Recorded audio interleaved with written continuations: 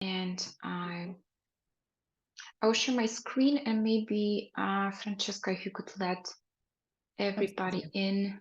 Yeah.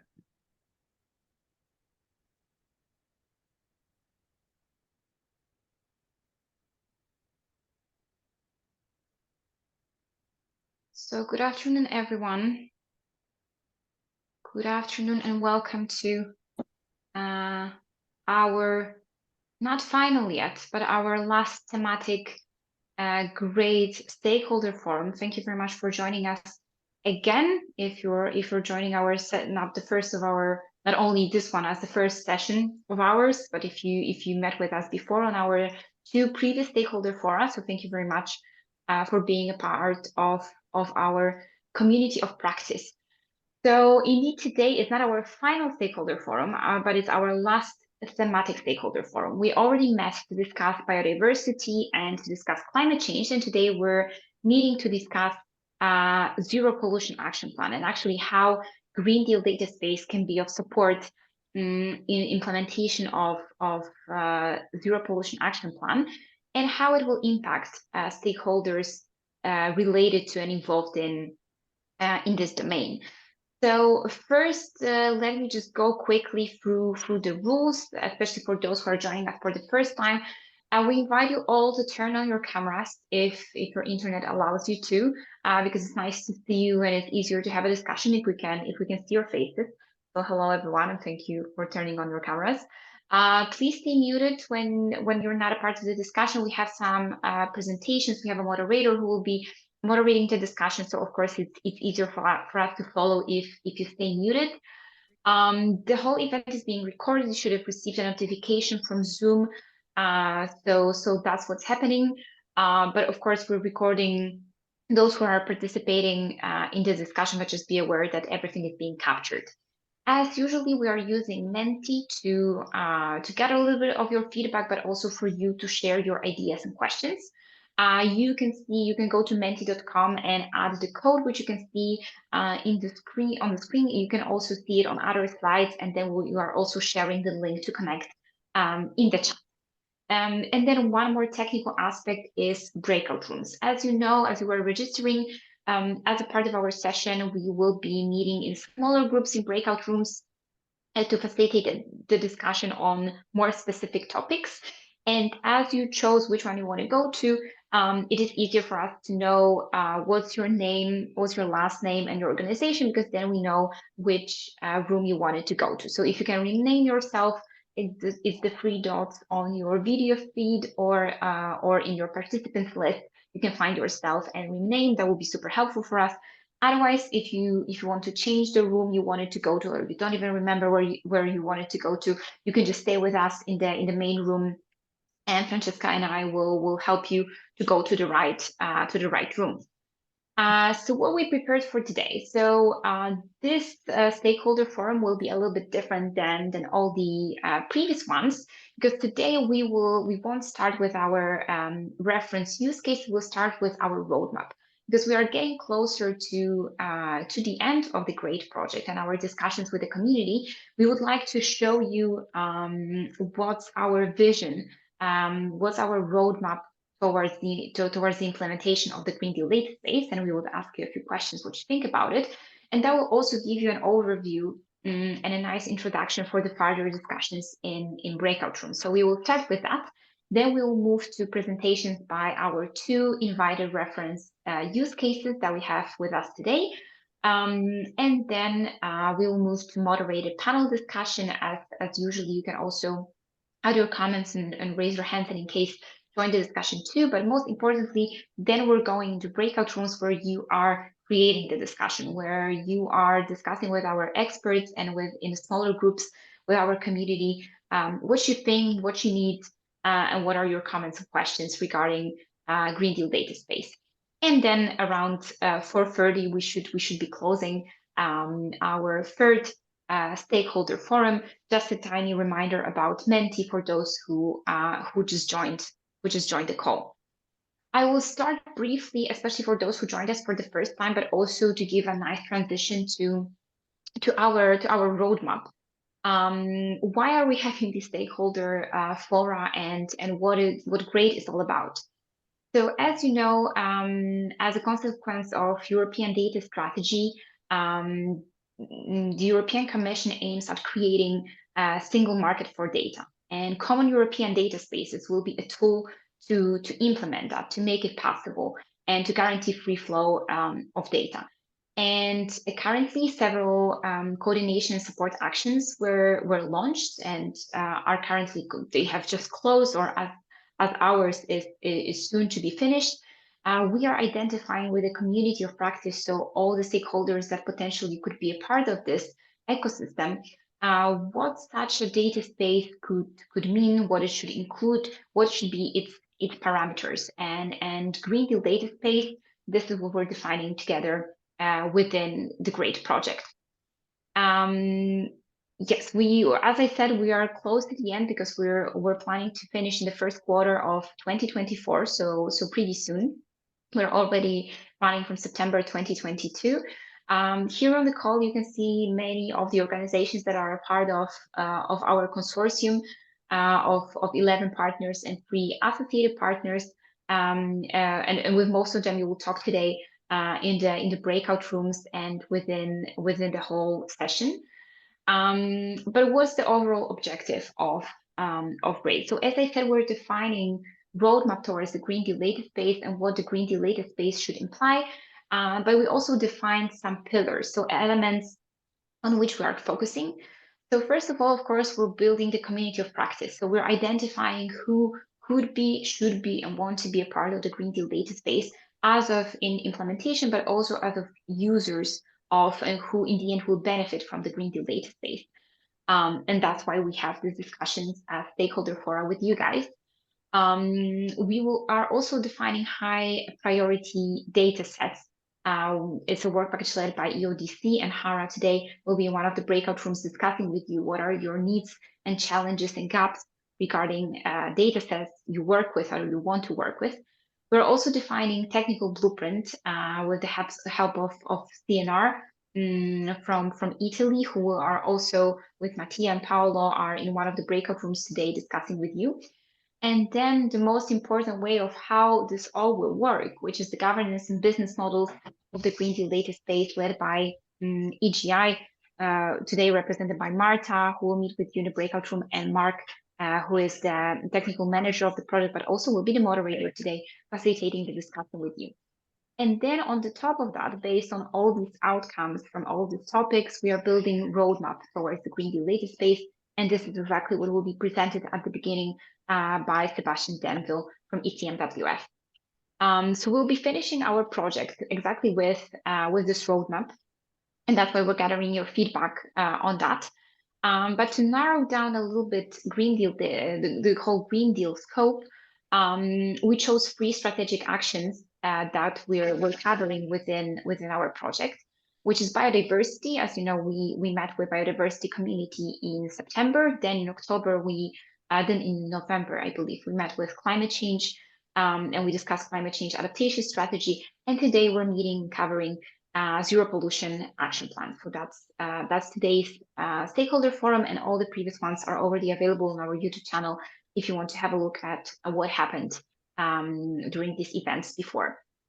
So we already had we're having the last thematic stakeholder forum, as I mentioned, and there is one more ahead of us, which is the final stakeholder forum, where we will be presenting even more elements to you, but also we will have a little bit high-level discussion, hopefully with all of you, if you're able to join us for the final one, closing our discussion on the Green Deal data space to be held on January the 30th, already in 2024. And with that, of course, today, as I mentioned, we have our free reference use case who will be presenting today. So you already probably saw them on our social media, and thank you very much, guys, for joining us today. But before we dive into their presentations, and I'll introduce all of them to you guys, I would like to pass the floor to Sebastian Denville to say hello to you, but also to share with you our vision for the roadmap towards the Green Deal data space. I just want to check if we can hear you, Sebastian, if all is okay. Yes, good afternoon, everybody. Hopefully you can hear me. Yes, we can hear you well. Now I made sure that you can share your screen, so you can test if you can already do it. In the meantime, I would just mention one more thing, because as I said, we are working with the Mentimeter today, so we have a few questions for you there. So if you can connect, if you have any technical issues, also please let us know. Otherwise, you can already ask your questions there. I see that some of you are already responding, so thank you very much. Thank you very much today for that you connected. So thanks a lot. And throughout the presentation of Sebastian, at the beginning we'll ask you the first question, and then at the end of the presentation we'll ask you the second one. So just stay tuned, have your phone or another tab open, and please let us know what you think. Okay, Sebastian, and with that, please take over. Okay, so thank you, Veronica, and good afternoon, everybody. So yeah, it's really our pleasure today to present you the roadmap we have just delivered to the European Commission.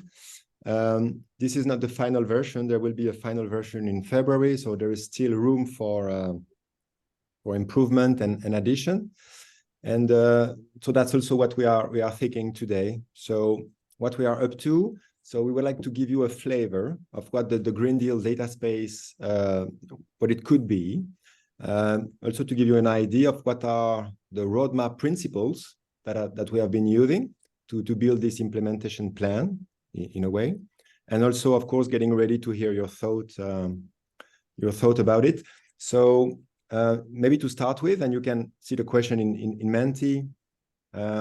It depends also how used you are to the concept of data spaces and the Green Deal data space in particular. But what would be your expectation from such a data space at your stage? So that would be also that is something we would like to know to start with. So we will continue now on that roadmap presentation. I wanted to start with a few key characteristics of a data space. Yeah. Okay, so I will continue. If you have any question while I am talking, yeah, please, you can add them in the chat, and I will try to go over them after that. So yeah, if you have anything you want to comment on or to ask, yeah, please do that in the chat as well. So data space, as defined by the European Commission, are a secure and privacy-preserving IT infrastructure to pool, access, process, use, and share data. Also, a data governance mechanism, which are really the set of rules of administrative and contractual nature that determine how you can access the different resources, including data. One key element is that the data holders are in control of who can have access to their data and for which purpose and under which conditions. It means that both open data, but also commercial data are within the scope of the data space. Those data are made available on a voluntary basis. So this is really one of the axes of that European data strategy, where European Commission is trying to find ways to enhance and to boost the sharing of data, so that more activities can be built on top. And within a data space, there is participation by an open number of organizations. So it's open in terms of participation for any kind of organization. So it can be public, private, small or large company, and research institutions as well, of course. So that sort of sets the scene of what are the different data space. So, and the Green Deal data space is really at the crossroad of two transitions that are currently happening. The digital transition, and that's really what the European data strategy is trying to address.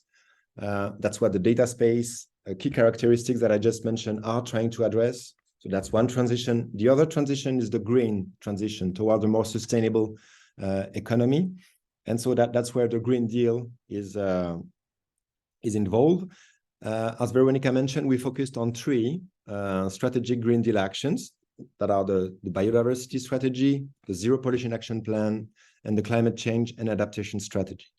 And so those Green Deal, the Green Deal in a sense, it's before anything, it's a policy. And doing our work, trying to understand and to define what it could be, it was really helpful to notice that those are policies that have objectives and binding targets. And so we thought, okay, it's an interesting way to start the conversation about it, because those are quantitative measures trying to see if we are going in the right direction or not. So I will give a few examples here, but we have reviewed the different policy of the three strategic actions that we mentioned, and there are about 80 to 100 of those binding targets. And they are of different kinds. So here, this is one of the 4 examples I will show today. That's for urban ecosystems. And so the target is that we have no net loss of green urban space by 2030 and an increase in the total area covered by green urban space by 2040 and 2050. So this is really at the crossroad also between biodiversity. As you develop more green spaces within the city, this is good for climate mitigation because it will attenuate the effect of the urban heat island that we are seeing during the heat waves. And for zero pollution, we can as well imagine that it can have a positive impact. So that's one example. Another example is for the agricultural ecosystems to have more butterflies and more farmland birds, and to have soils that are more efficient at capturing carbon. So again, with many associated targets to these broad objectives here. What we can mention is that some of those indicators have, let's say, a scientific consensus of how to measure it, but for some others, there is no consensus. So it means when there is no consensus, for example, for how to measure butterflies population across Europe, this is difficult. And so it also shows that we need a link with research in those cases. When there is no consensus in any of those indicators for a given target, I mean, it means that there is a gap to fill, and that's also a place where a Green Deal data space could help fill a gap and could develop as well. Another example for the marine ecosystems. So restoring the habitat for different species and different vegetation types that we can find in the marine ecosystems. And another one about river connectivity, which is about identifying and removing barriers that prevent the connectivity of surface water, so that we have at least 25,000 kilometers of river restored to a free-flowing state by 2030.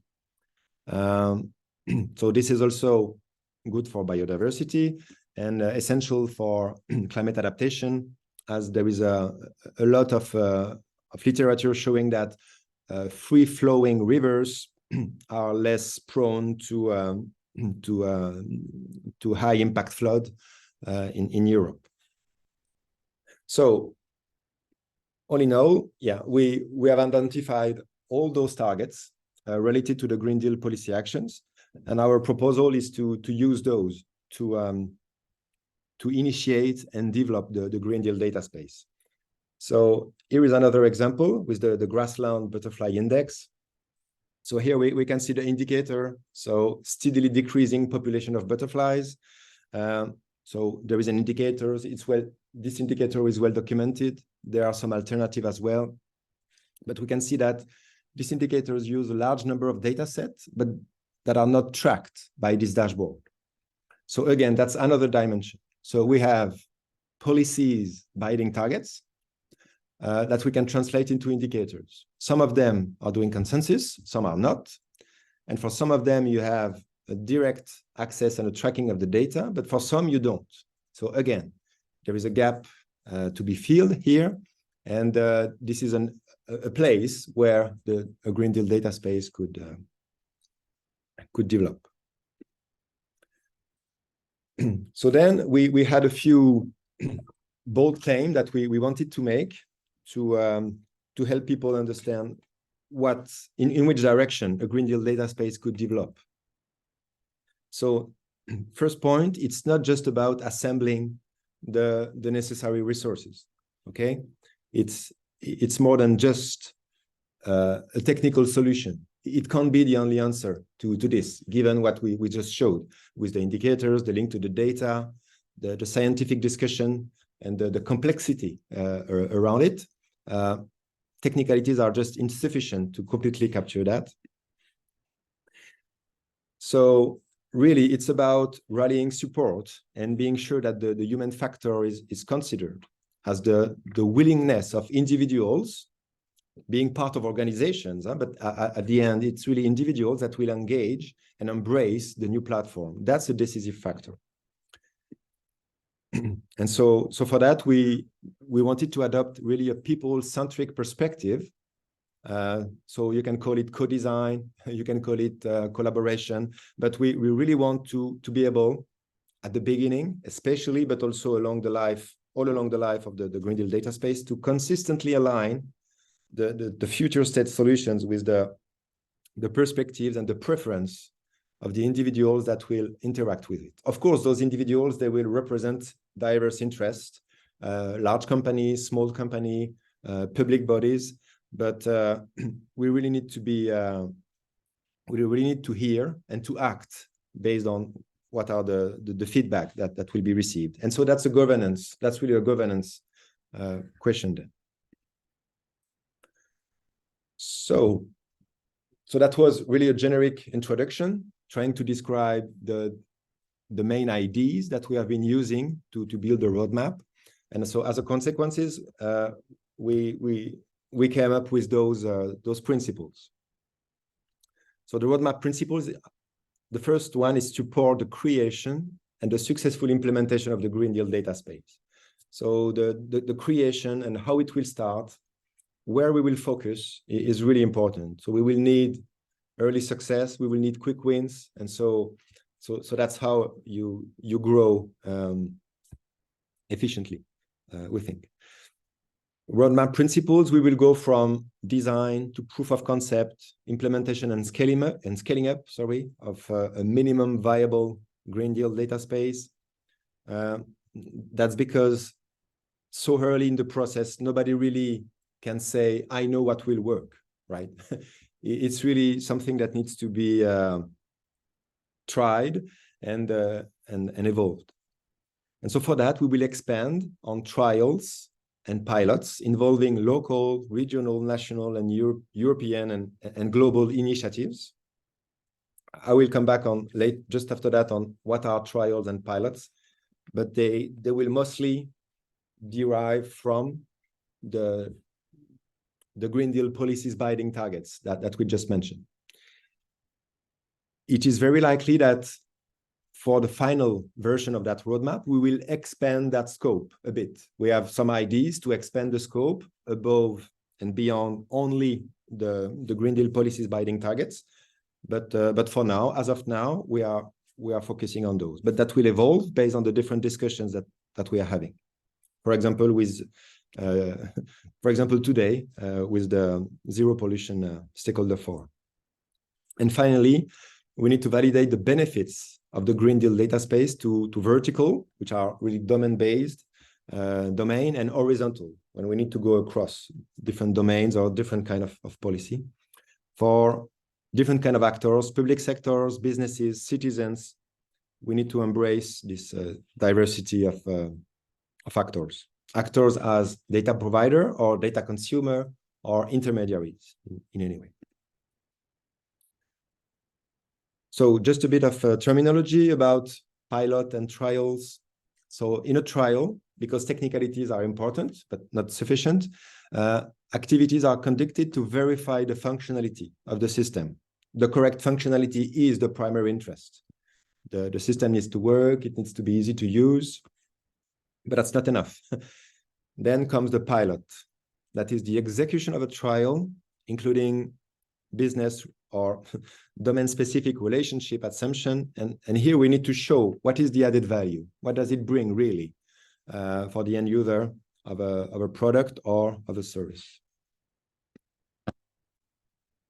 And all along those phases of trials and pilots, so we want many of them. For each of them, we want different geometries of participants and of objectives. And every time we want to see clearly what are the benefits and how do I prove that a Green Deal data space provide those benefits? Why cannot this be achieved already now? Why a Green Deal data space make it possible? And is there a transition to see from the current situation to the Green Deal data space?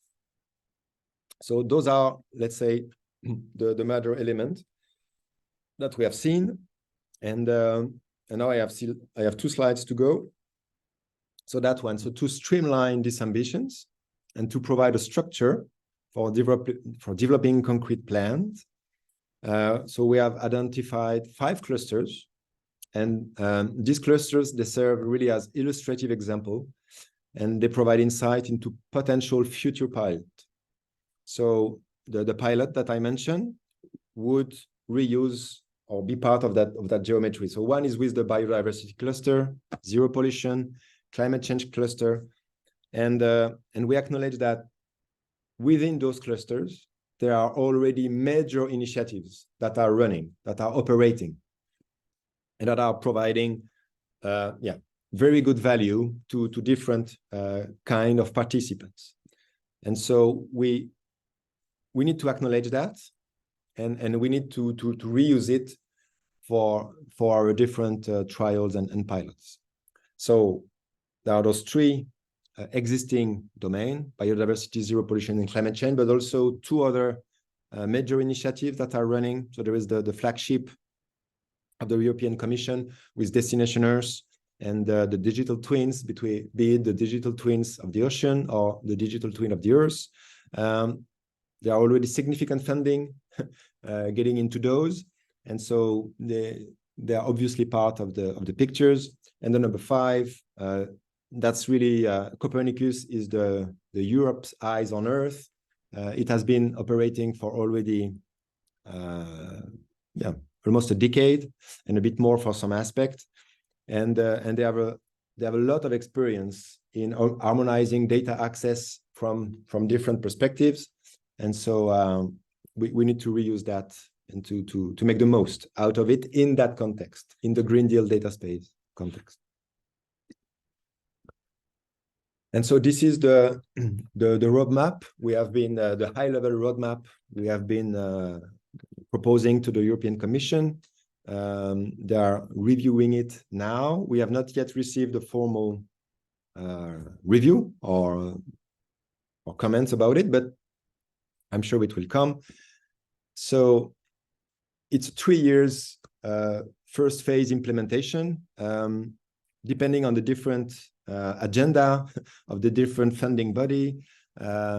It should start first quarter of 2025, lasting 3 years. So you can see here, it's very classic when designing a roadmap. So you start with a known state, and you have a target state that you want to reach. So here we will go from preparation to upscaling of that Green Deal data space to measure how far or how close you are to your target state. You are usually using KPI. The KPIs we are proposing are divided in 2 families: the trials, really the technicalities. It needs to work. The technicalities needs to work and to be simple to use. And the pilot, where really you demonstrate that there is value in doing this. So those are high-level KPI. We could break them down into many different sub-measures of that, but that would be our 2 main criteria for success. And the pilots, as I mentioned already, will be along the line of the Green Deal policy binding targets. How many indicators, how many links to the data do we have? how much of a consensus each of those indicators are making, and for example, also the tools. You have indicators to compute and to track a given measure.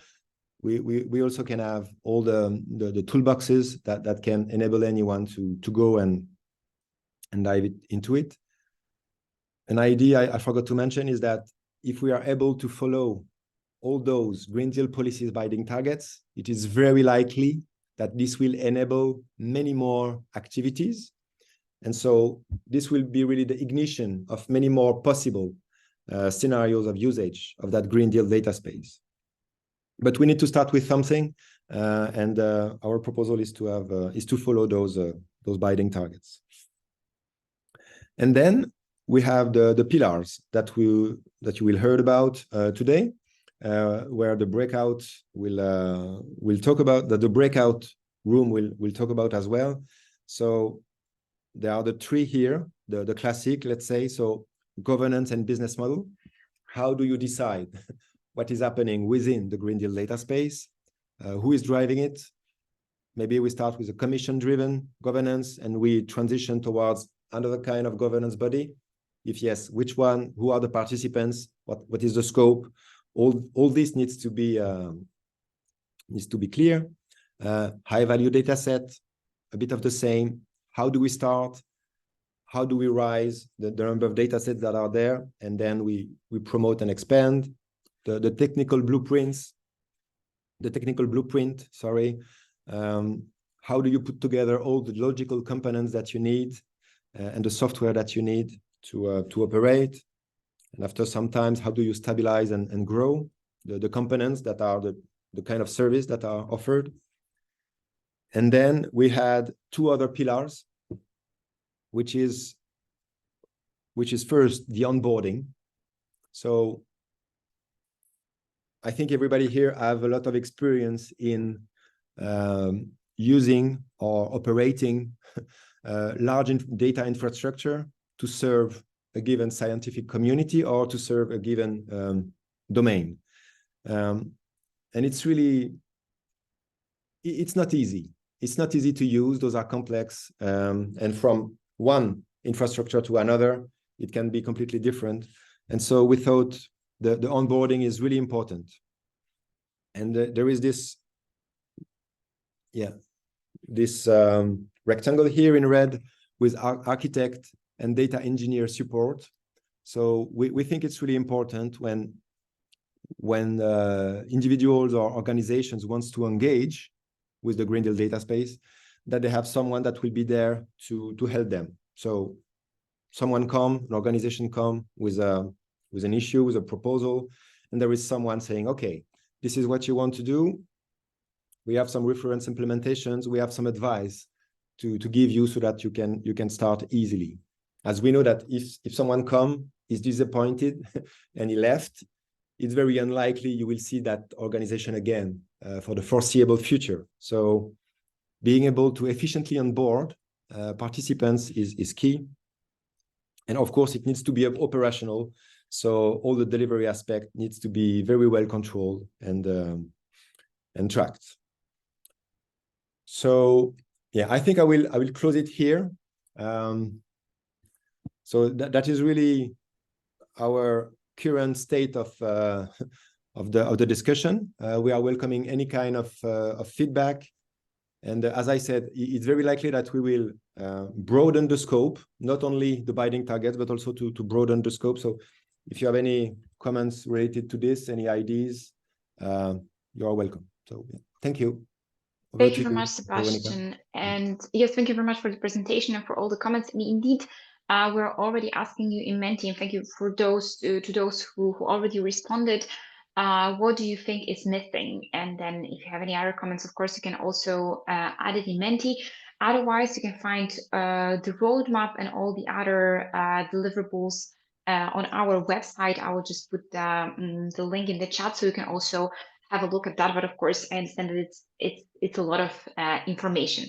But thank you very much. Of course, take your time and think about it. So I hope that this will already give you a nice overview of where we are and where we're going with the Green Deal data space. And today we will be discussing with a few of the reference use cases that could be built on top of the Green Deal data space, future Green Deal data space.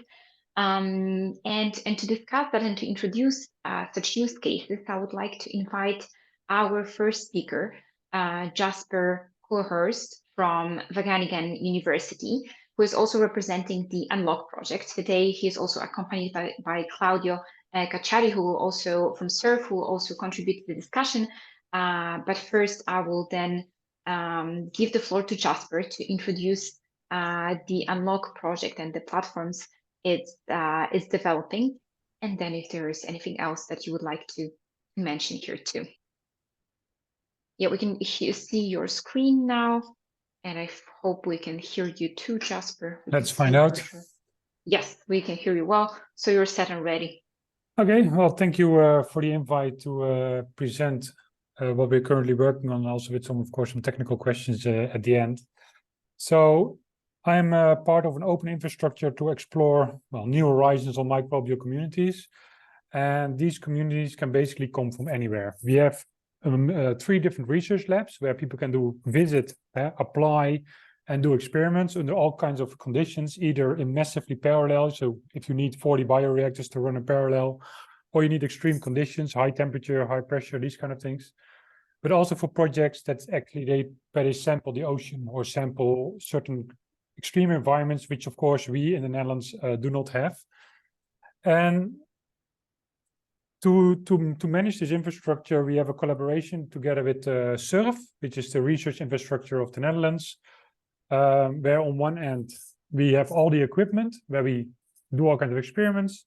This is then amended with metadata. That's extremely important within our research project, because we've seen hundreds of projects passing in the last decades without, basically they say, well, we took a sample, here's a sample name, and that's about it.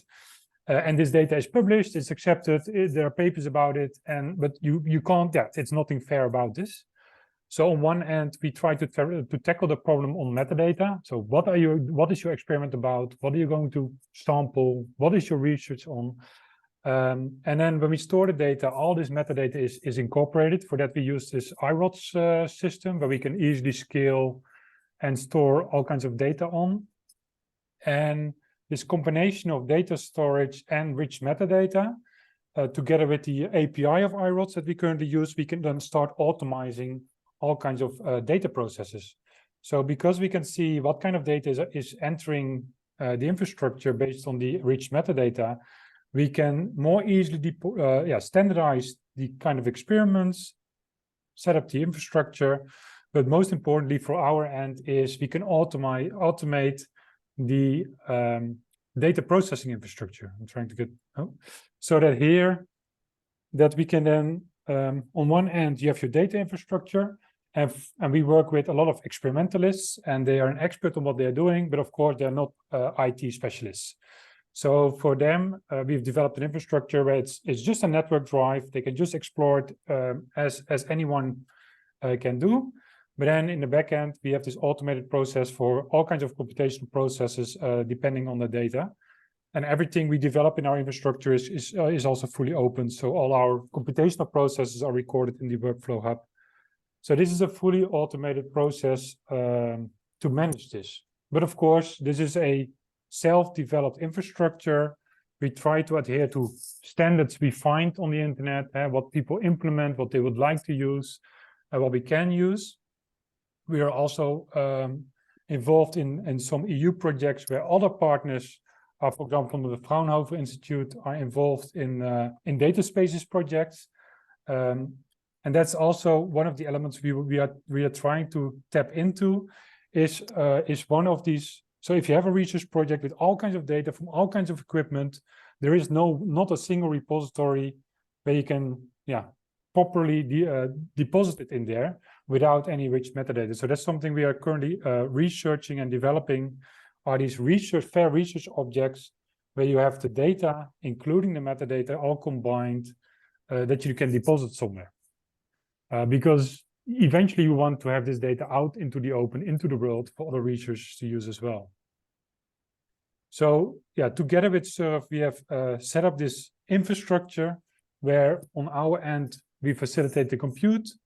We work on this domain-specific metadata. And on the other hand, we have SURF that tackle the more technical infrastructure. Because that's not, we are not an expert on IT hardware and infrastructure to the extent as SURF does. So Claudia, you want to say something?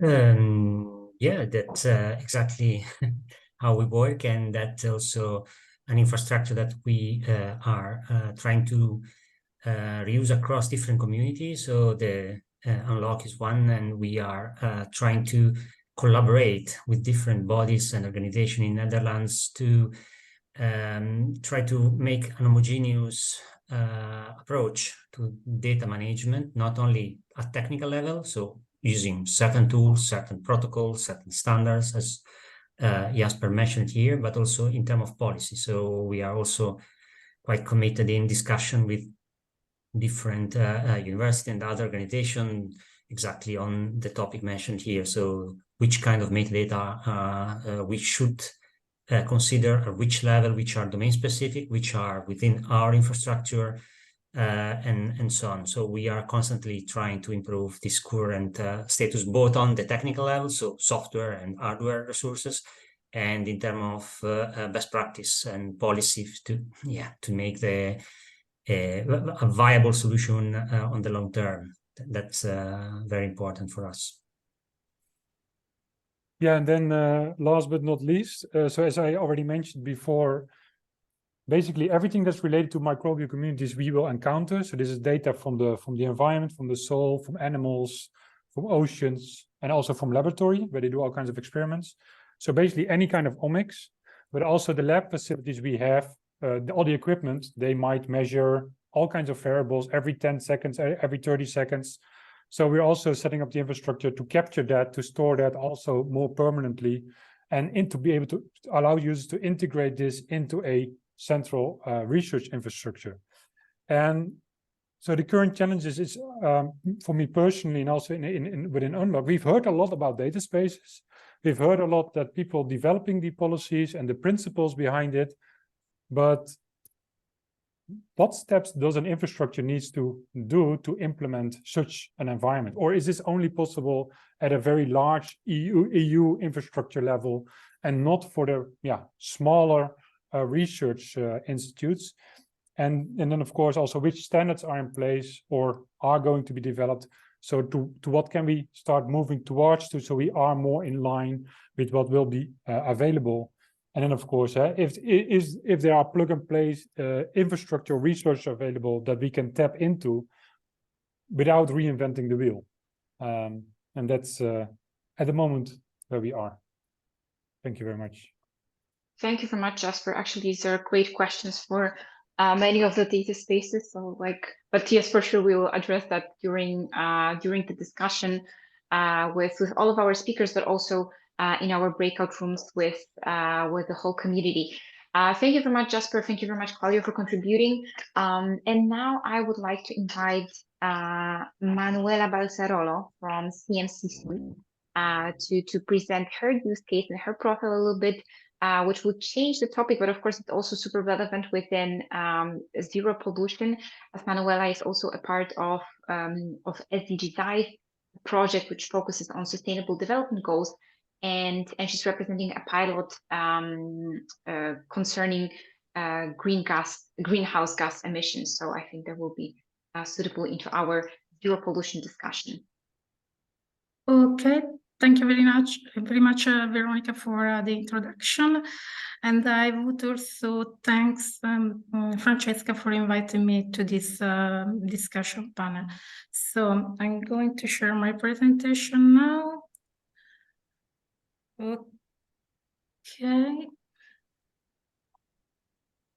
Okay, it works now.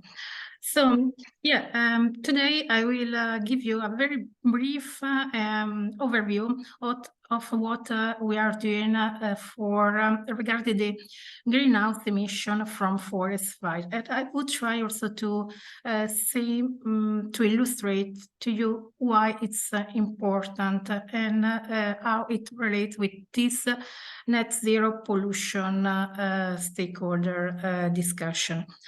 So, first of all, as you all know, forests are very important because they cover about 30% of the world's surface, and they provide fundamental service for us. They provide food, feed, and they are very important for biodiversity. And they store a lot of carbon. If we think about wood, we can say that about 50% of the wood is made by carbon, and it's so forests are very important, Campbell sea, and they have a very important, they are very important in the UE forest strategy, and which is part of a European Green Deal, and it's built on the EU biodiversity.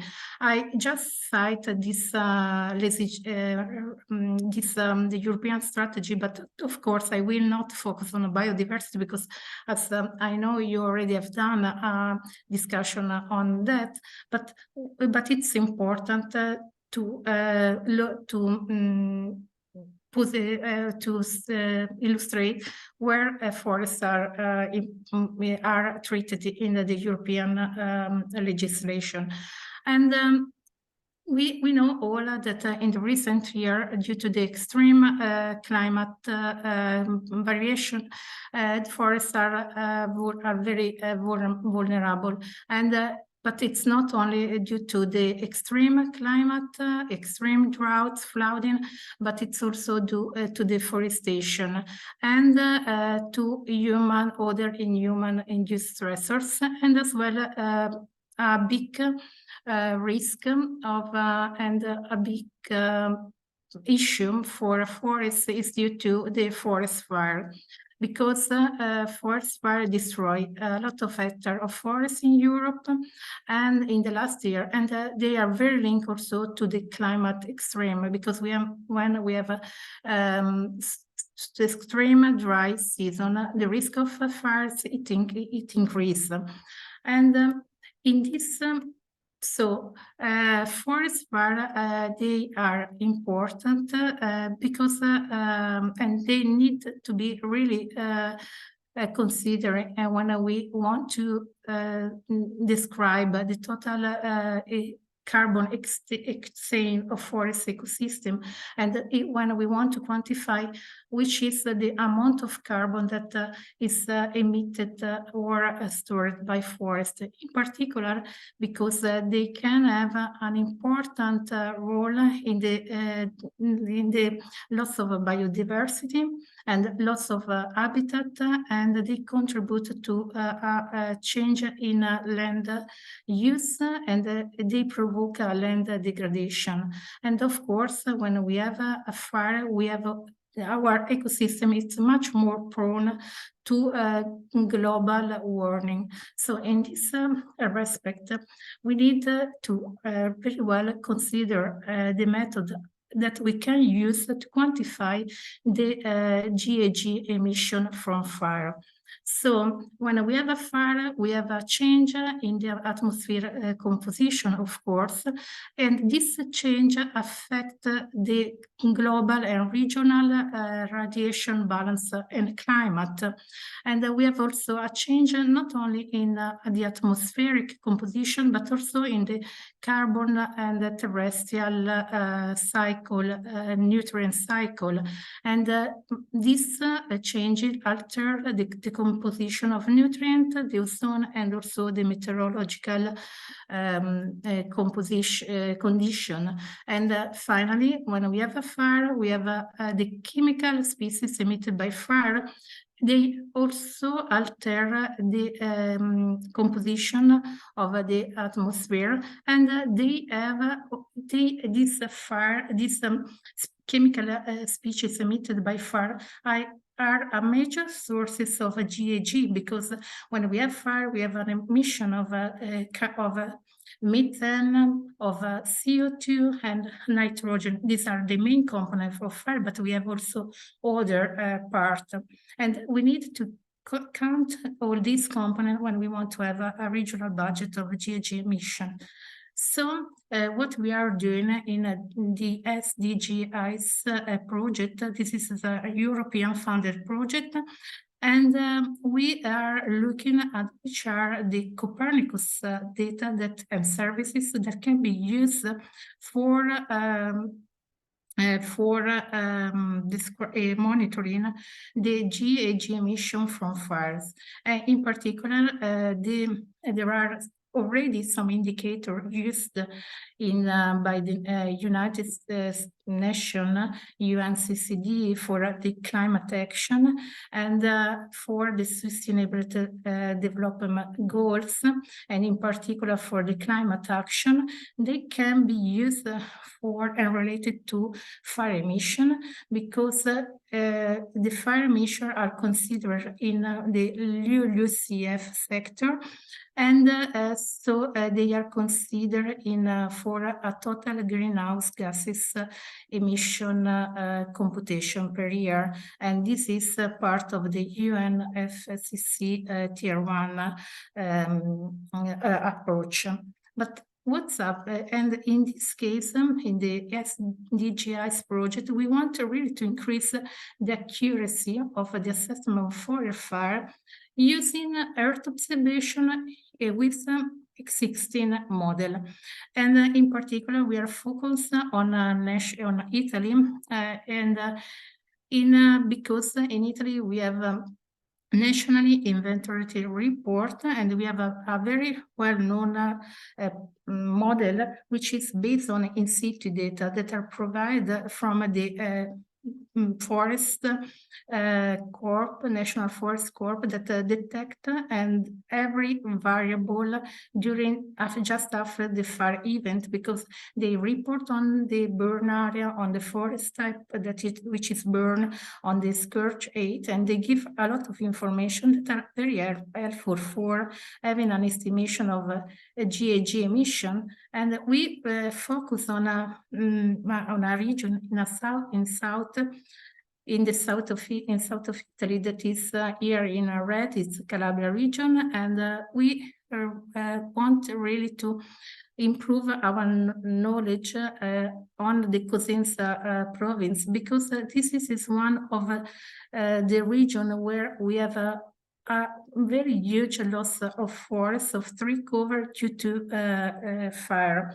We can, from statistics, we know that about 40% of the forest loss is caused by fire in this province. So just going briefly, going into the model, this is the model used for GHG National Inventory in report in Italy, and it's based on some variable that can be detected from this National Institute data set. For instance, it's the extension of the fire, the area of the fire, is about the biomass that we have on the surface that is burned during the fire event, and also which is the real fraction of the combusted biomass, and also the emission factor. It's important here to see that, to say that there are some factors that are very related to the national report. And if we want to have a inventory, national inventory for Spain, they use other factor. So it's very, what we want to try to do in SGDS is try to improve this method using Earth observation in to try to really have a European-like inventory of GHG emission from fire. What we start. So we start here to explore the use of different kind of Earth observation, and in particular, we try to use what we have from Copernicus, from the different service of Copernicus. From instance, from a lung monitor service, we have information about the vegetation type, and this information can give us an indication of which kind of forest is burned and burned during the fire event. And we have this EFIS from the emergency management service, and from this EFIS, from the EFIS database, we can have really an indication based on the Sentinel-2 data about the extension and the area of the fire. And we have also other information that can help us from the climate service and the atmosphere service, because these are important services to compare our results with what we have daily at the European level. And finally, other data that are very important for assessing the GHG emission from Earth observation. It's biomass data, for instance, because now in the national Excuse me, Manuela, if you could just like wrap up in one sentence, because we're really behind with the schedule, if that's okay. Yeah, sure. It's it's my basically last slide. Okay, and so just to say an important thing, that because for instance now we in the Italian national inventory, we know that we assume that the total biomass is burned during the fire, but this is not true. And using is biomass data, we can, for instance, improve this estimation. So it was really my last slide, and I would thank also all collaborators in the project and in the SDGIs project. Thank you very much, Manuela. Thank you very much for that and this thorough overview, especially regarding the data sets and data sources. So that's a good introduction for our further discussion. And with that, I think thank you very much, all three representatives of our two reference use cases for today. With that, I would like to move on to our discussion panel. Apart from our three speakers who already joined us, we have three more speakers who will contribute to the discussion. We have Marning Slanen from Water Insights, so a little bit private sector perspective. Thank you very much for joining us. And we also have Barbara Scarnato and Carl John Pedersen from DNV, from actually a little bit new domain in our discussions, a little bit from focusing a little bit on the shipping industry and the assurance and insurance. So I think there will be a new elements to our great discussions.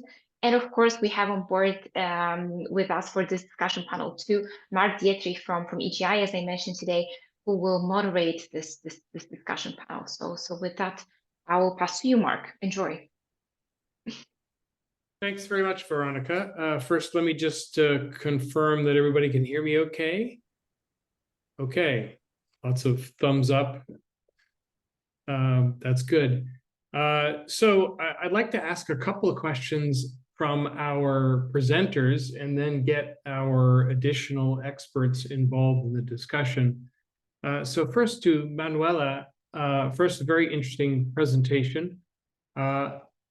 What I didn't get in your presentation, and maybe there just wasn't enough time, or maybe you haven't gotten this far in your project, but I'm curious to see how you're able, whether you have come close to your objective of being able to essentially replace the in situ measurement method with the use of Earth observation data to make the estimates of the GHGs that may be generated or emitted during various forest fire events. How is that coming? Could you talk about that? Is there promise to, I mean, is the data that's being collected in the Italian National Inventory being correlated with the Earth observation data? Are you seeing good results? Is this a promising direction? Yeah,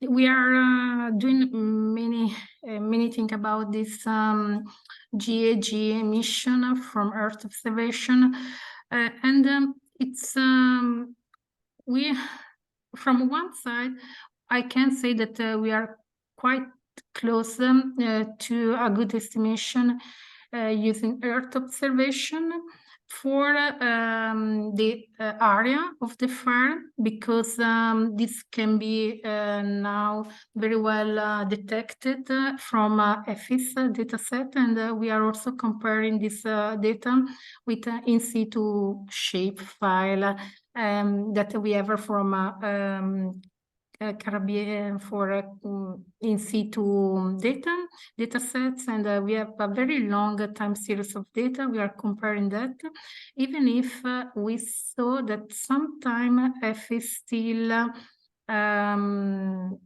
did not capture well the very small fire, because this is one issue for when you have a very small fire in, for instance, in an agricultural area, or in this is I say we are now working also in this aspect, and because we had some very big fire in south of Italy in the last year, but sometimes still we see when we have very small area, if it doesn't work well.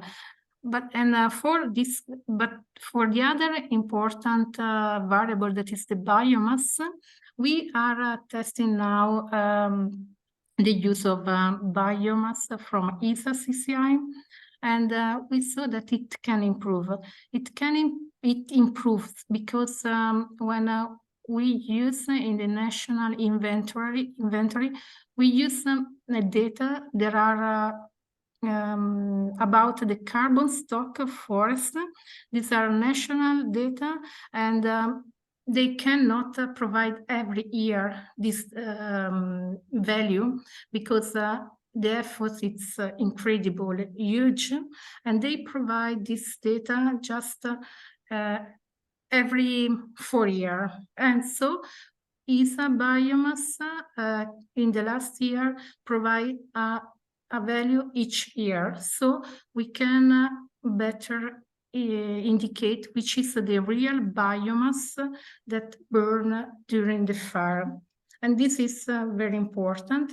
What we are still missing, and it's a bit much more difficult to get, it's the scorch height. It's the flame height, and in this case we have really to include model using wind direction and other meteorological variable, and we would really to have tried to have this information just using Earth observation, but for this part we still have to do some let's say some tests, because it's the most. So let me ask you a different question.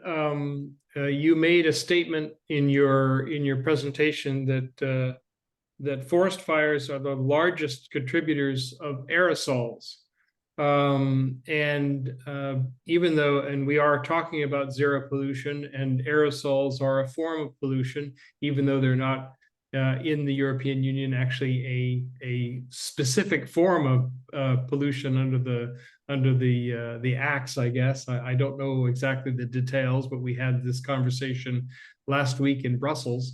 But have you been able to use your methods to do any quantification of the aerosols being generated? Clearly, the experience, for example, in North America was Canadian forest fires were, ruining the air quality in across much of the United States. In the New York City, Washington D.C. were being blotted by Canadian aerosols. So tell me what you've learned in this area. No, I can say that we can have like particulate PM because we can assume in because basically what we do, we have this stuff of carbon, the quantity of biomass that is burned, and from there we can apply the IPCC conversion like emission factor. And of course, we can have a particulate, we can have other minor gases, and not only the CO2, the main CO2, but we can have other gases like we have in camps, but not as aerosol in a specific way. Okay. So, all right. Thank you. So let me turn now to unlock. I certainly am familiar with the technologies that you're describing. We're seeing many similar kinds of initiatives in different research areas, and some of those are being integrated into the European Open Science Cloud, which is clearly looking for data that's being enhanced with full metadata. That's a key aspect there. But perhaps you can talk a little bit about the zero pollution piece of this. Can you share any particular examples from your research where you're using these technologies to sort of provide some details or information into the zero pollution domain with your analytical tools and your infrastructure design? Yeah, so that's the nice thing about the Unlock infrastructure is it's really based on a applied infrastructure, so that external people can apply for a research position in this infrastructure. So we have seen a lot of projects about waste stream processing, but also about energy generation. So to see by exploring novel microbes, and often they don't work alone. So you need to have a community that they work together. And the tricky thing there is that the majority, 99% of microbes are not culturable in industrial or in research environments. So with the scaling that we apply, they can really try and mimic all kinds of different scenarios to really explore the potential of these microbial communities. So either it could be for waste, it could be just the breakdown of pharmaceutical compounds in waste, but it could also be on the generation of new compounds that are useful for the environment, for the industry, as alternatives for of course the most obvious example is always biodiesel, but there are a lot of petrochemical compounds being produced where we want to move to a biotechnological alternatives, and in there this infrastructure is used a lot, but also just pure fundamental research. So what is happening inside certain organisms? How does biology tick? Which might lead to new insights that could help with better green solutions. So it's a very broad scale research infrastructure that we provide. Okay, thanks, Jasper. And I would also point out, Sebastian has shared some, just to my earlier ignorance about aerosols, Sebastian Denville has provided a little bit of information about what particulate matter is incorporated in the Zero Pollution Action Plan. So it'd be nice to make the connection between the analytical tools that CMCC is developing and the estimates of PM 2.5 and PM 10 levels being generated by forest fires as they contribute to pollution. Okay, so let me bring in some of our other panelists, and I'm going to start kind of in the narrow context of water quality, and I think Marnix at Water Insight can tell us a little bit about that. I think, if I understand it correctly, Water Insight has created a some excellent observation and calculation, not calculation, but an ability to test water quality. So maybe you can correct what I just said, Marnix, and tell us what you're doing. Okay, thank you. Happy to be here. Yeah, and I would rephrase it a bit as a company, because we are a commercial company. As a company, we monitor worldwide water quality using Earth observation data and our own optical instruments for in situ measurements. And next to that, besides doing commercial projects, we're also very active in, for instance, Horizon projects, R&D projects. And in that capacity, we are already used to sharing data. So at the end of these projects, most of our data is actually shared, for instance, in the Zenodo or the GEOS database. So that's a bit of experience that we have with data services. Okay, so let me explore that a little bit more. So that's more information than I had. I think in general, the calibration of Earth observation data with in situ measurements is really a trend. This is going on in a lot of areas. This is basically what Manuela's presentation is all about. And I've seen similar kinds of activities. For example, there's a company called TerraView, which is exploring the relationship between Earth observation data and locally gathered data from sensors on a farm. And they're eventually getting to the point where you certainly don't need as many sensors to get the right information. So could you talk to that question? What kind of water quality indicators are you collecting via satellite? And how is the battle going to get rid of the local sensors, which is obviously a very expensive component? You can't get rid of them totally, but the hope is that you can just have a small number to calibrate and then rely on the remote sensing for the vaster range of locations and indicators. So talk a bit about that, please, Marnix. Okay, yeah, I will. And those are some of the things that are exactly fit in our company's profile. So for us, it's not so much a trend, but I do acknowledge that it's getting more attention the last few years, I guess. So it's not a easy task, especially for water quality. One of the major problems, of course, is water quality is very dependent on good atmospheric corrections because you only have a very limited amount of signal. So that's actually where the in situ sensors can help us a bit. For instance, Sentinel-2 is not per se a water quality satellite. There are some issues with especially the atmospheric correction.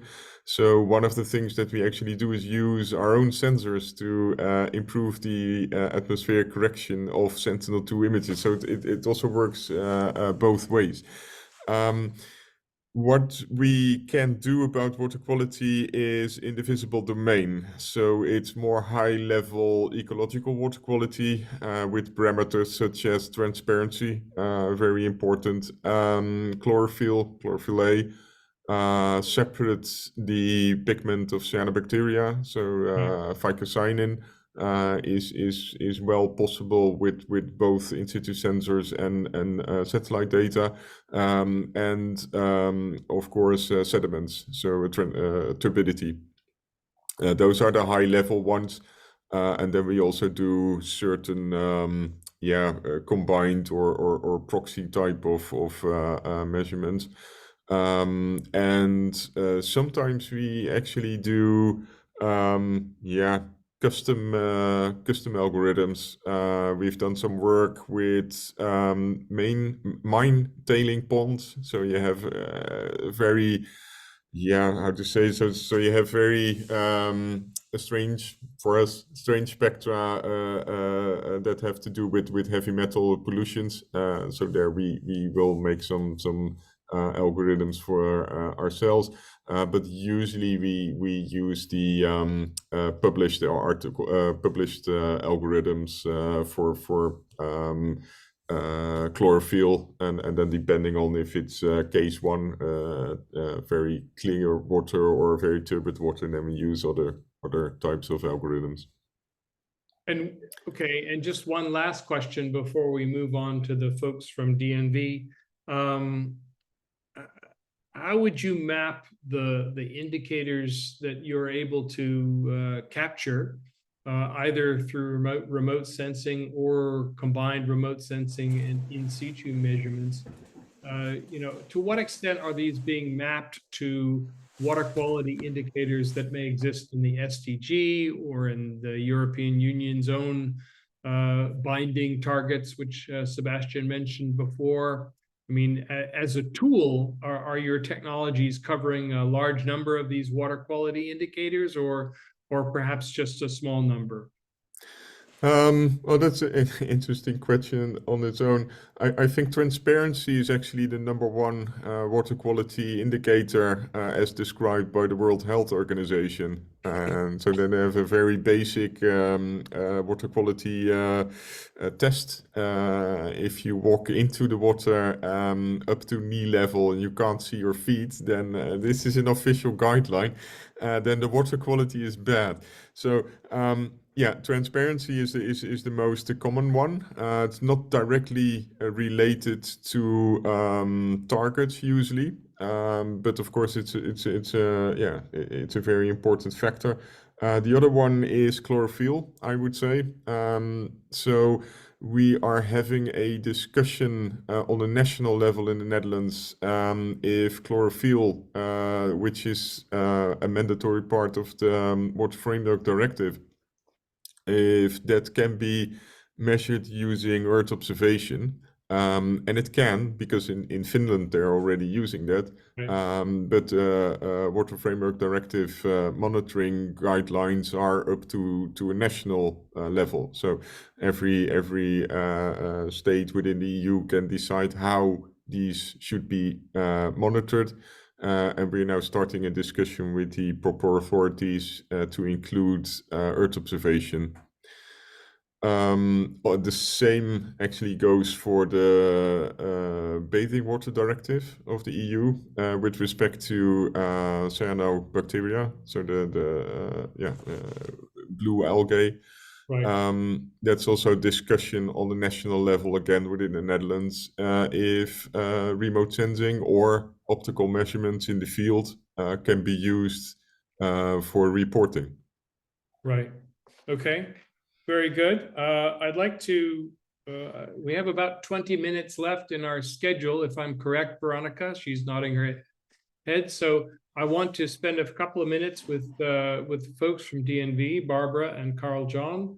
And then I want to come, I'm going to give you your big essay question right now so you can be thinking. This is for everybody. My question is going to be, from what you heard from Sebastian about the Green Deal data space and our implementation roadmap, how do you see the Green Deal data space potentially supporting, complementing, enabling some of the work that you're doing? Is there a home for what you're doing inside the Green Deal data space, or would you say, hey, no, we're good, we don't need you, we've solved the problem, we don't need your silly Green Deal data space? But alternatively, you might say, this is perfect, we'd love to combine certain kinds of data.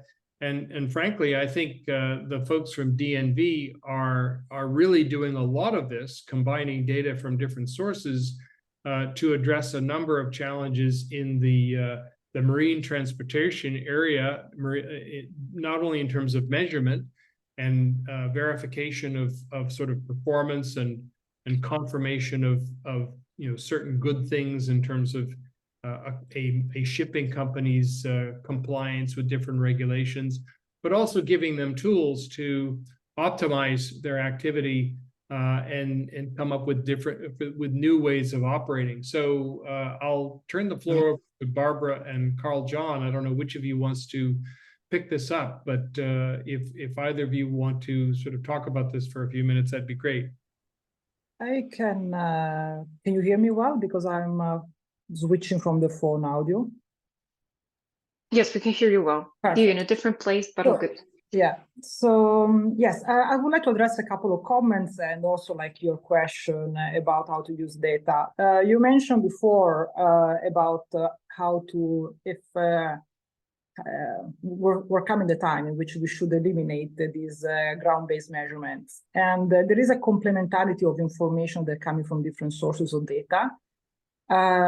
So therefore, they are very important for validation of satellite data. They are very important for creating scaling factors. For example, like satellite data comes at a resolution which is typically is rather large, let me say, compared to a ground-based measurement. So finer maps, the downscaling problem can be solved as well by integrating ground-based measurement.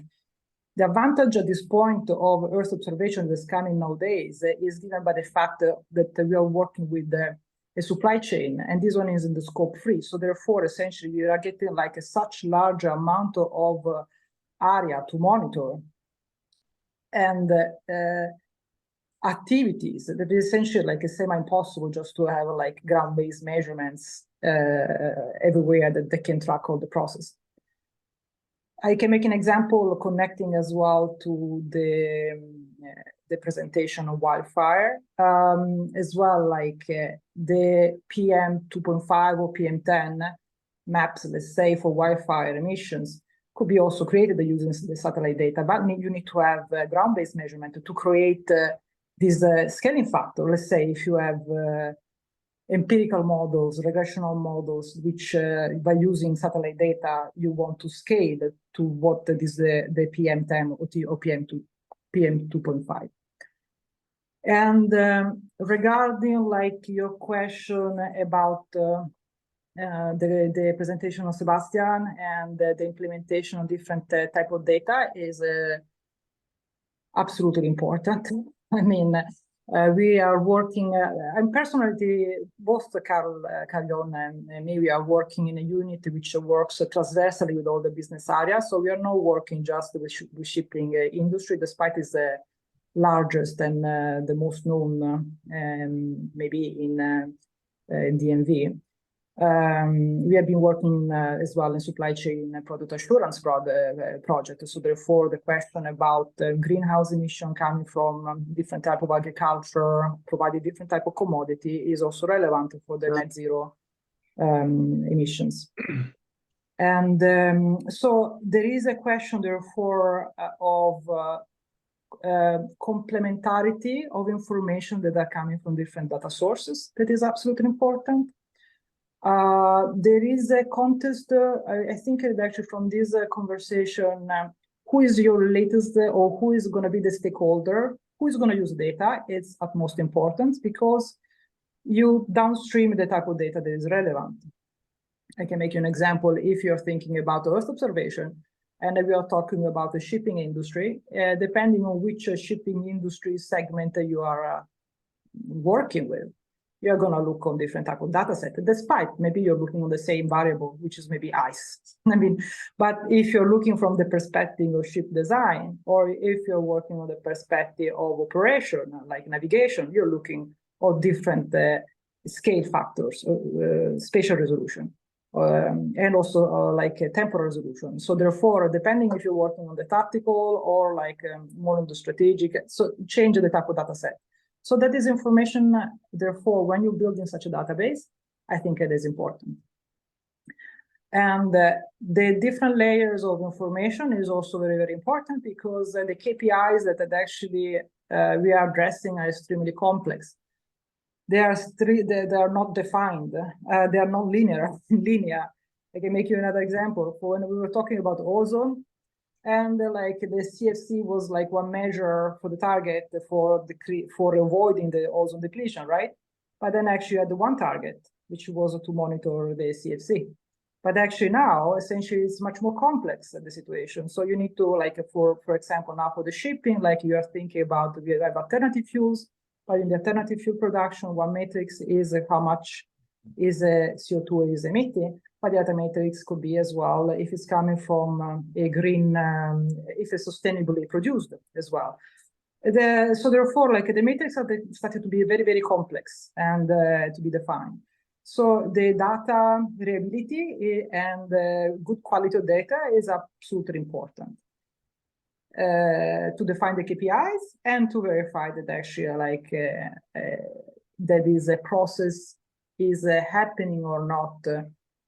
Interpreting different type of data set that they might give you, they might not give you like the right matrix with the value, right? But it's just interpreting the different layer of data, you might able to understand if you're going the right direction or not. Can I add, Barbara? Please go, Carl. Yeah, you can hear me. Oh, good. Okay. Yeah.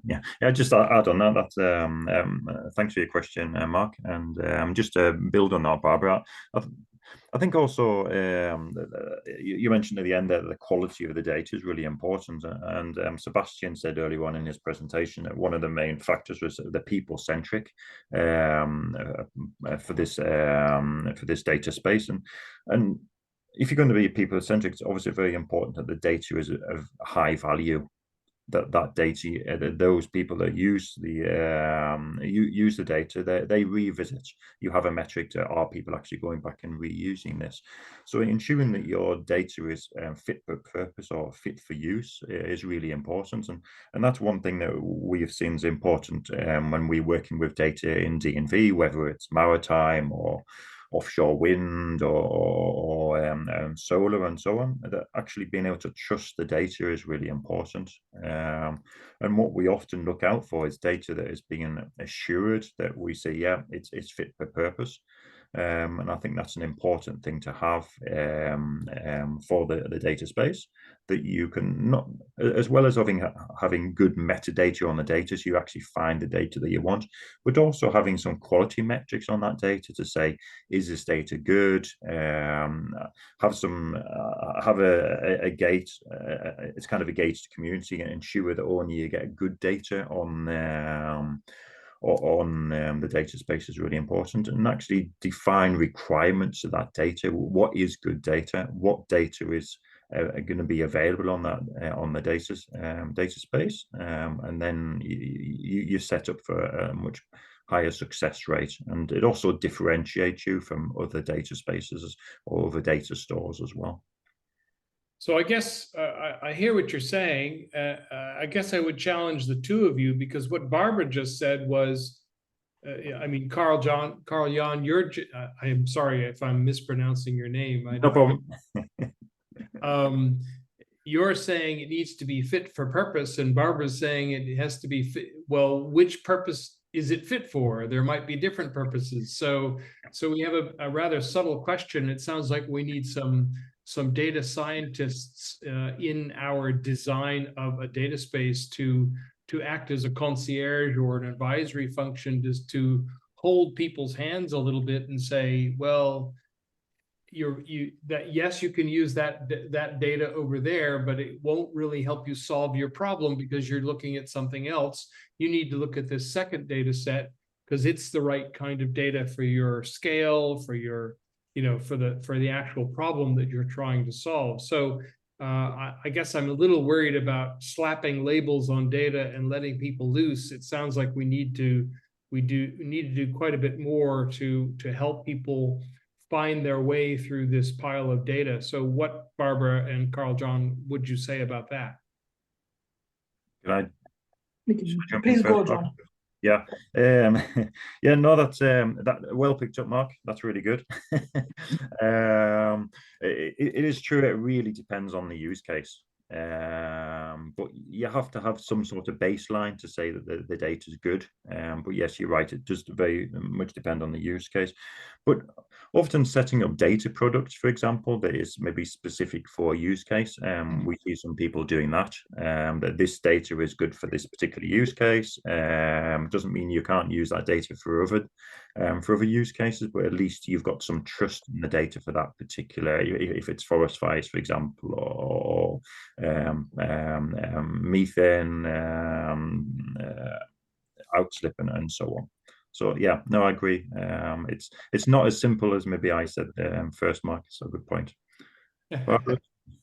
Yes, but it's the fit to purpose is. I mean, you need to develop. I mean, what we are doing is developing a best practice or roadmap to best practice, essentially. So therefore, is that you have some geospatial, let's say, or some requirements, or challenges, and then is therefore what kind of layer informations you can collect to answer to those questions. And so therefore, we can have like, therefore, a simplified system, let's say, in which actually technology is a layer of data are considered fit to purpose to the challenge. But I mean, even authorities, they do the same. I mean, like, for example, if you take the oil and gas sector, there is of course a strong decarbonization pathway also for the oil and gas, and they have a method that actually from the bottom up, they have estimates. The methods are really like, let's say, wiggly a little bit. So because, I mean, depend on scaling factors, different assumptions, which are not really, so therefore, like there are large uncertainties.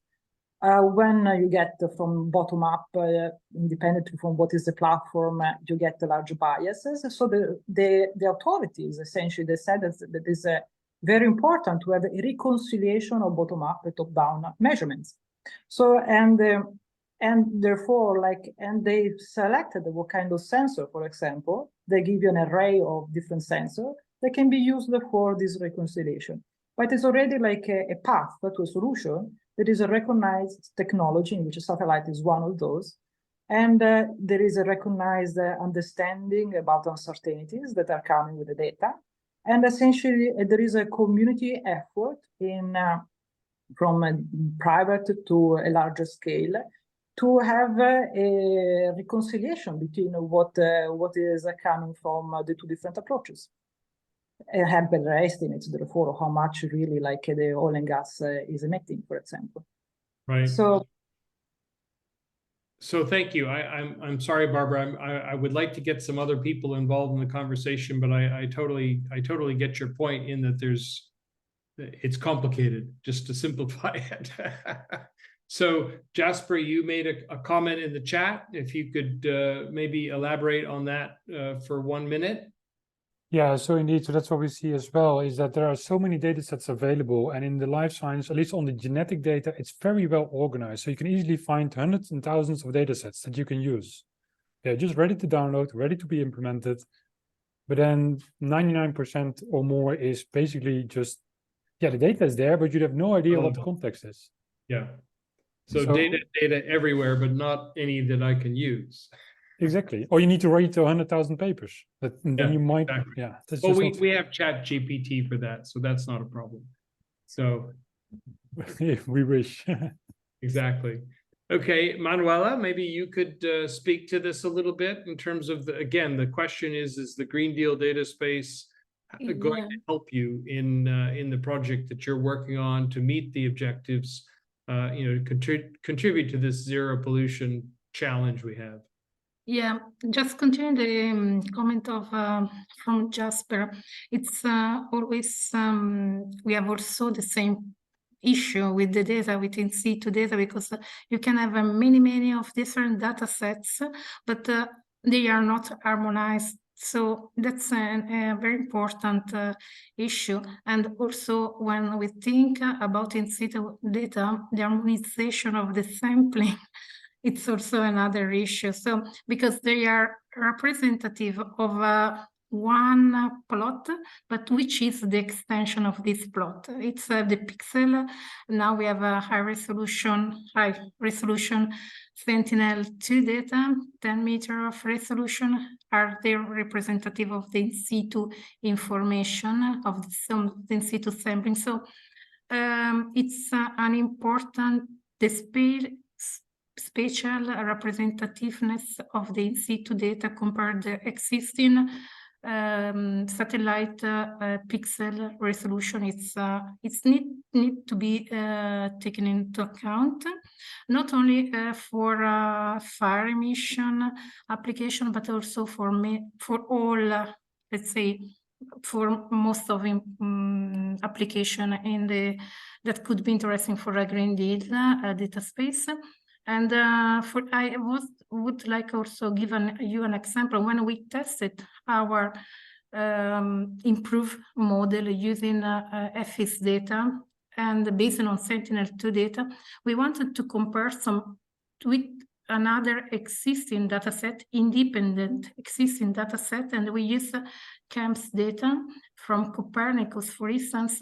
And when we plot the data on the layer, and we wanted to compare, we saw that CAMS has a very large large pixel extension, and we are working on a fire that they are big, but not big enough to merge this CAM data set. We did the same with other NASA data, and we arrive at the same conclusion. So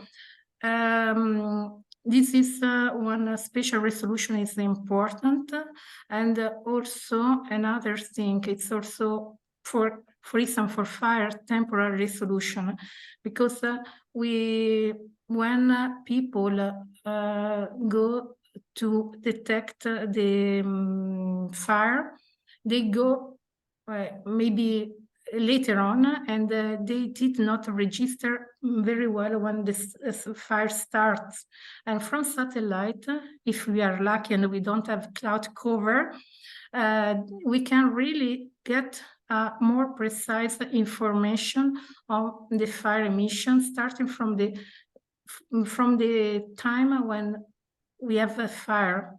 And and we can, if the fire is at noon, we can have some a very good temporal description of the fire.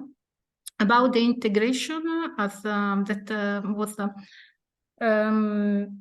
I would say that it's important. I would say that it's fundamental, the integration between the in situ and Earth observation data for building, for new define new parameter of model, and also of course for their validation. And yeah, and but yeah, I would also what we really want to do is try to apply the IPCC tier approach. In IPCC, the first simple approach used at the country level is to use in situ information.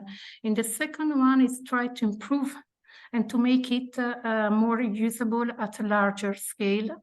And for that, we would use, we propose Earth observation. And the third one approach is the more complex one using modeling.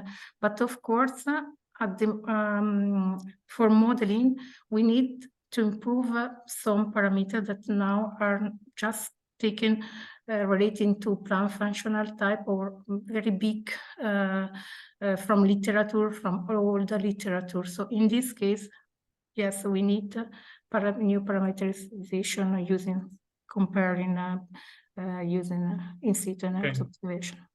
Thank you, Manuela. That's very helpful. Okay, Marnix, if you could offer your last quick few thoughts to summarize this again, the role of the Green Deal data space as it relates to the work that you're doing with Water Insight. I think that all data can be of value. I think we're in a bit of an era of combining all sorts of data.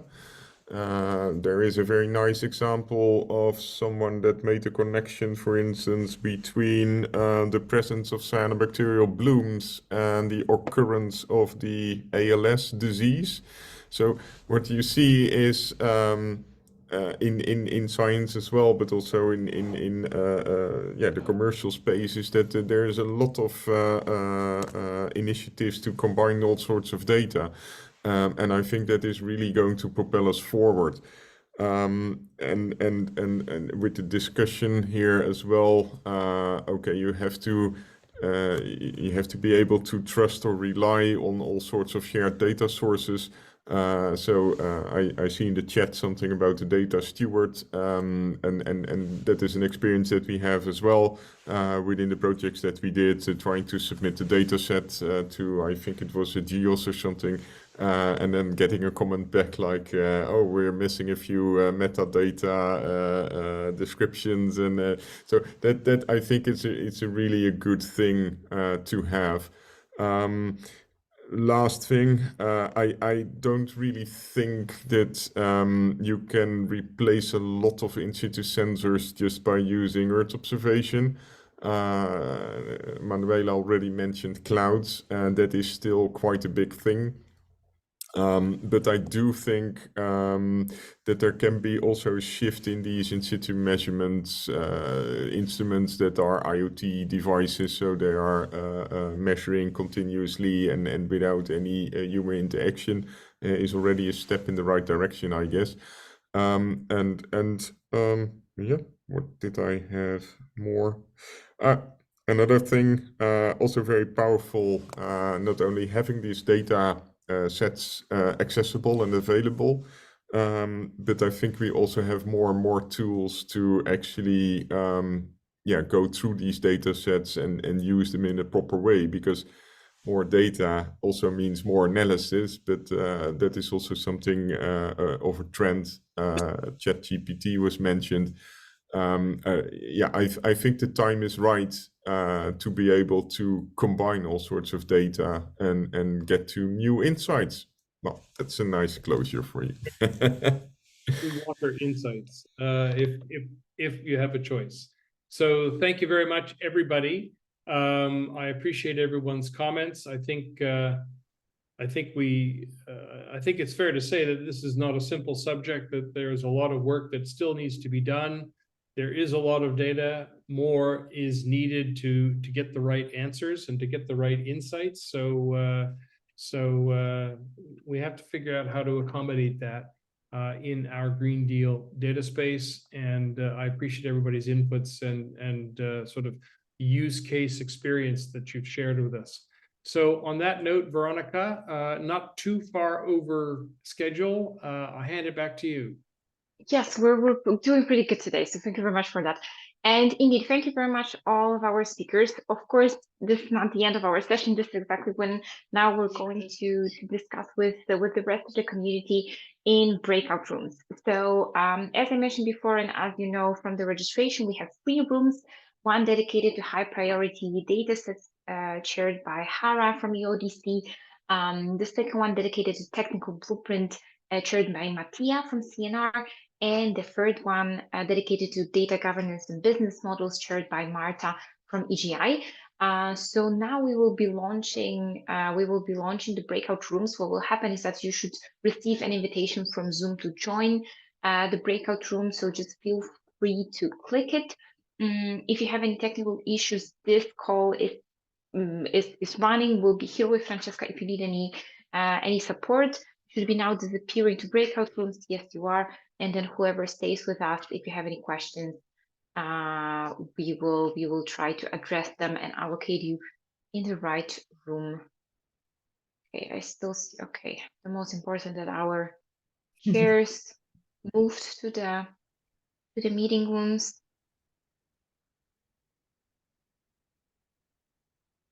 So our speakers. Hope you guys. Yeah. Okay, our speakers moved too. Hello, Paul. I see you're still here. I think I put you, Paul. You are in the technique. No, where are you? No. In which room where you want to go, Paul? You are being unassigned. In which room do you want to go? The technical? Yes? Cool. And I know Roberto Roncella from CNR also to I would like blueprint. to the room 2. Which technical with blueprint. Mattia. Blueprint. Yeah. Yes, done. Thank you. Thank you, Roberto. No problem. And then I have this guy who is called KM, but I don't know who's she. So anybody who's left with us in the main room, if you're still on the call, please let us know if there is a specific room you would like to go to. I know that Yelena, well, Joel has been assigned to business and governance, but maybe he hasn't joined. Yelena to the technical blueprint, but she hasn't joined. And Teresa Martinez. Yeah, she I didn't know which room she wanted to go. No, Teresa is in the datasets, but she didn't join. And then Maciej.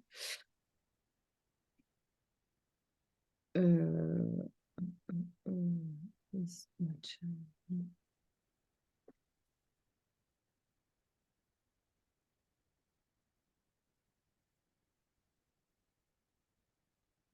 Okay, I see one person joined, so Yeah, she's in dataset, but they haven't joined this week. Yeah.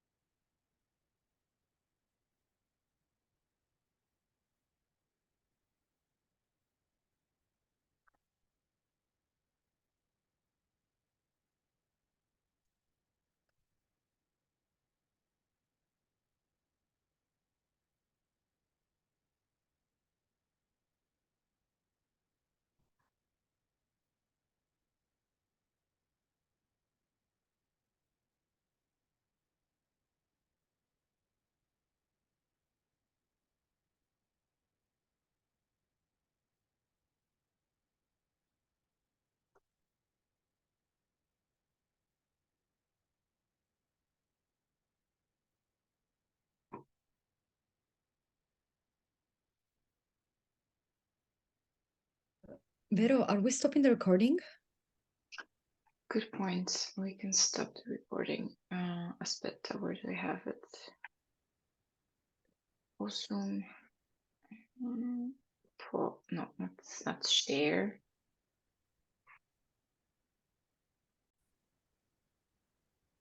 Welcome back, everyone. See that you're reconnecting. I see technical blueprint team already connected. All good, guys? Yes, Perfect. yes. Good. Let's wait for all the other rooms. They're closing just as we speak, and I see everybody's coming back.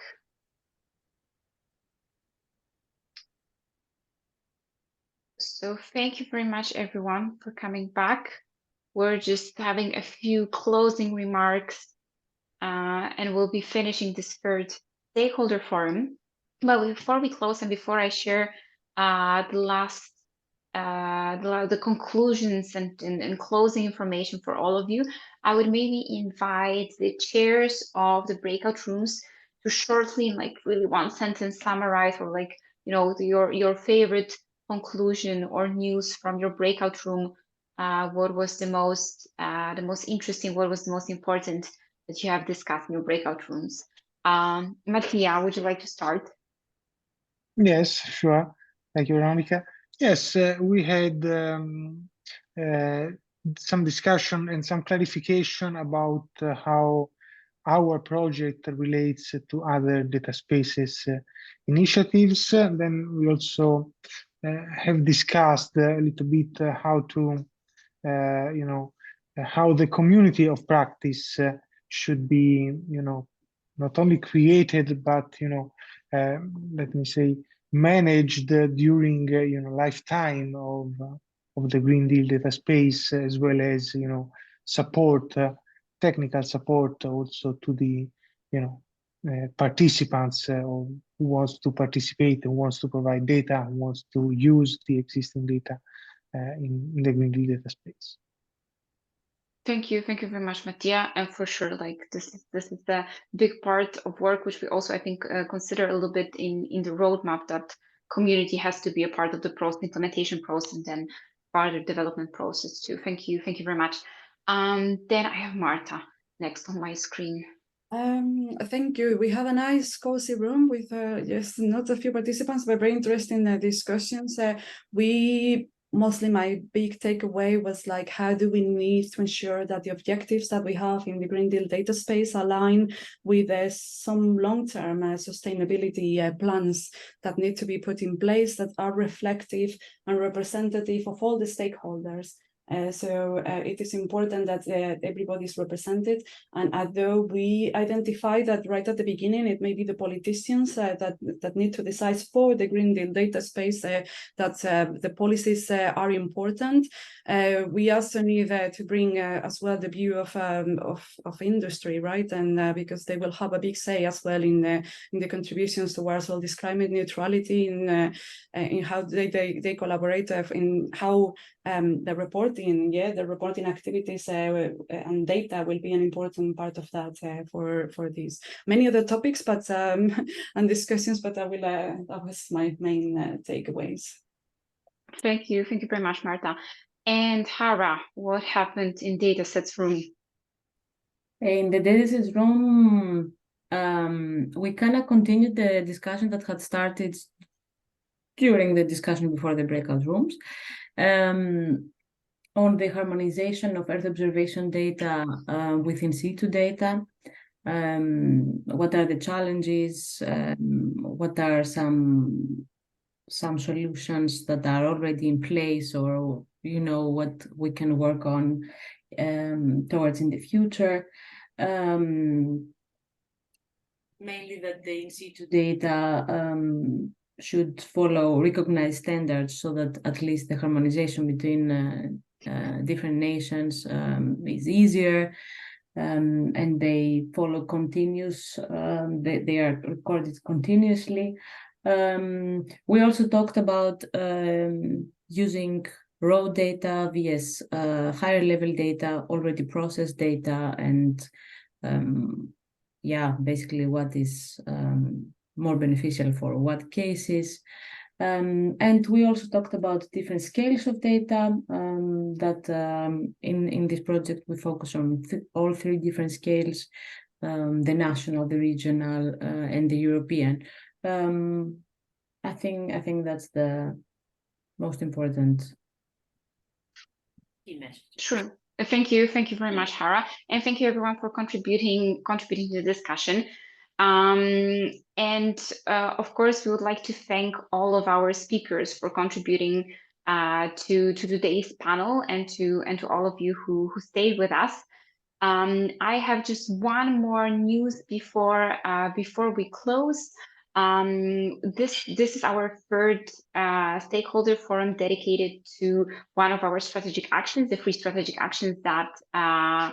Oh, sorry, I will just stop share and fix my screen. But in the meantime, I just wanted to say that this is not the last of our stakeholder fora.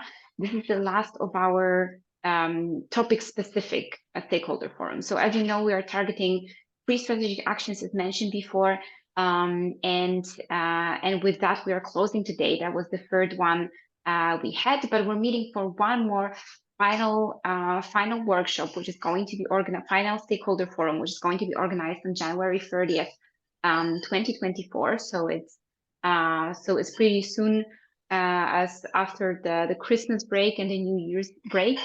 And what will happen during the final workshop? We would like to discuss with you the outcomes of our project, to share with you our final vision and what we developed so far. And we would like to hear from you what you think about it. And that would be, let's say, I don't want to see the last moments to impact that, because as we said, of course, community will be the part of all the great process and the deployment of Green Deal data space. But that will be, let's say, one of the next big events, and when we really want to meet with the community and discuss that with you. So I hope you can already find the link to pre-register for that in the chat, and I hope you will be able to join us for that. Thank you very much, everybody, for staying with us for the Zero Pollution Stakeholder Forum, and for all the other ones that you joined. You can find all the recordings of our sessions on YouTube, and then this one, after we close the call, we will upload it in the upcoming days too. And then if you have any other comments or questions, you can always reach out to our team through our website, or just directly to us by responding to the registration emails, and we'll be happy to follow up with you. Thank you very much, everyone. Thank you so much. Thank you. Bye-bye. Thank you. Bye-bye. Bye.